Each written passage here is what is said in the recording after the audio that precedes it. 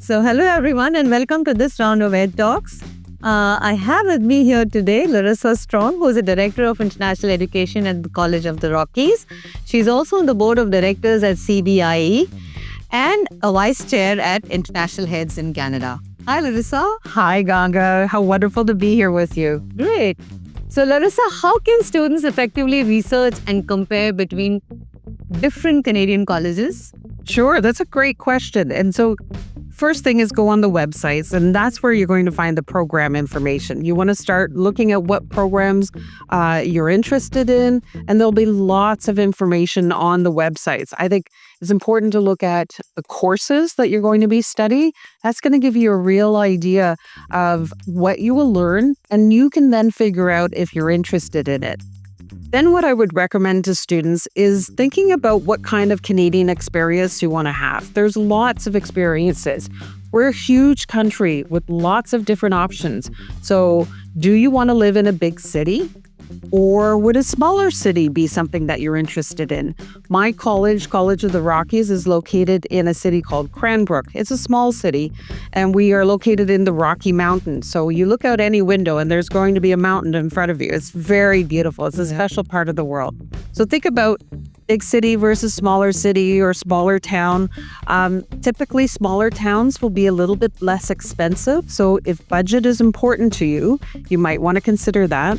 And then think about what kind of institution do you want to go to. There's lots of big schools where you might be one of a few hundred in each class.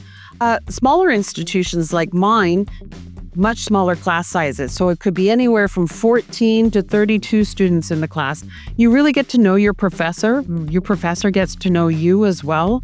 And it becomes a much more personalized learning opportunity. So you figure out what you're interested in learning, and they can focus that for you. It also means somebody cares about you. If you don't come to class, they're going to wonder where you are and reach out to make sure that you're okay. Whereas, sometimes the larger institutions, if you're a little bit more shy, maybe you want to hide in the back, that's okay too.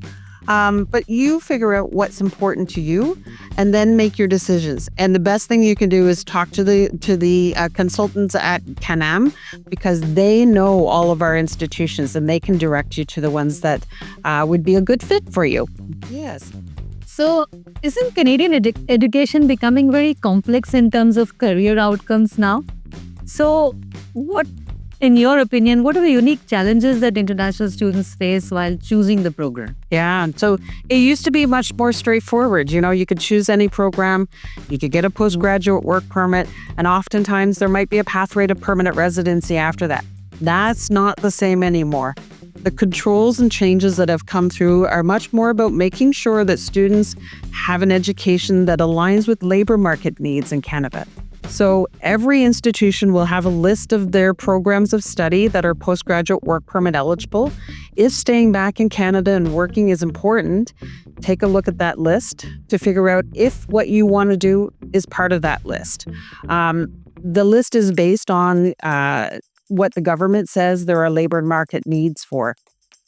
Then you can choose your institution according to which programs are of interest to you, and then make sure that the institution provides supports for helping you navigate your entry into the labor market.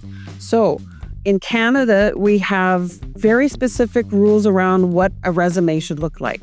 On average, an employer will spend 45 seconds looking at a resume. It's fast. So you need to make sure your resume is perfect. So does the college that you're looking at offer supports to international students to Canadianize their resume? Do they teach you what's expected in an interview? Do they help you with your LinkedIn profile? Do they have a job fair on campus? We just finished our job fair at College of the Rockies maybe 2 or 3 weeks ago. We had over 70 employers who were there hiring students for summer jobs and career opportunities. It was incredible. I've seen lots of job fairs. This one has so much energy to it. It was just great to see the students connecting with the employers and figuring out what their next steps would be after graduation. So that's a lot of support services in terms of career and job opportunities. Do you also have other kind of support services for students? Absolutely. Yeah, we recognize that for many people, this is going to be your first big step outside of your home country. So we want to make sure you land softly, and then we provide the support to help you transition to living and learning in Canada. Our approach at College of the Rockies is to make sure that you feel that you belong there.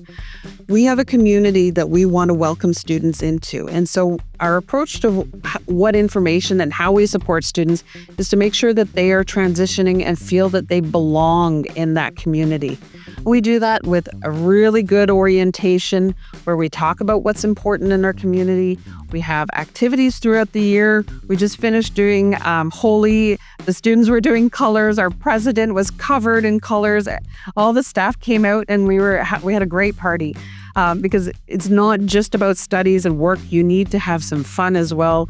We want you to build your memories in Canada that you can tell your grandkids about when I was in Canada. So there's lots of supports to make sure that you're not just having a quality of education, but you have a quality of life. For us in College of the Rockies, our connection to nature is very important. We live in this beautiful part of the world. So we connect students with the community forest that backs onto our campus. It's this beautiful forest that's owned by the community. We'll take students to the ski hill to learn how to ski. We have a fully equipped gym. We have pickup sports throughout the day where students can just go find other students at the gym and play basketball, volleyball, badminton, pickleball. So it's all about being healthy. Yeah. And then we also have supports when things aren't going as well. So maybe students need to speak with a counselor to help them with loneliness from being away from home, understanding expectations of the Canadian classroom. And then we have 2 regulated immigration advisors on our team to support students as well. So they help with the visa extensions, PGWP. And just understanding all these crazy changes that have been happening. Yeah. Thank you, Larissa. It was great talking to you. It was great listening to all that you have had to say. Oh, it's my pleasure, Ganga. Thank you. And for you all, please do subscribe to our YouTube channel and make sure that you follow us on all our socials to remain updated on the international education sector. Thank you.